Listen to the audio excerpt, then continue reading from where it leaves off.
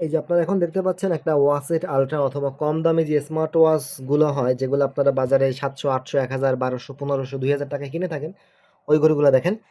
এর ভিতরে যে সেন্সর থাকে এটা হলো সেন্সর। দেখেন এখানে সেন্সরের তারা কি দিয়েছে, 4টা এলইডি দিয়ে রাখছে।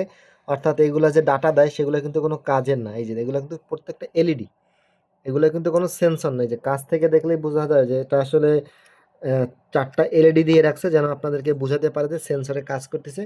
আর এগুলোর যে কোয়ালিটি এবং এর যে ব্যাটারিগুলো, এগুলো কিন্তু অত্যন্ত নিম্নমানের হয়ে থাকে।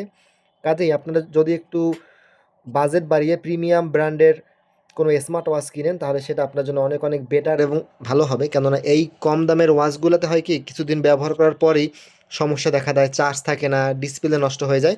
সো এই সকল সমস্যা থেকে পরিত্রাণ পেতে অল্প কিছু টাকা বাজেট বাড়িয়ে একটা ভালো মানের ওয়াচ নেন, যেটাতে আপনারা ওয়ারেন্টি পাবেন, তাহলে আপনারা দীর্ঘদিন ব্যবহার করতে পারবেন।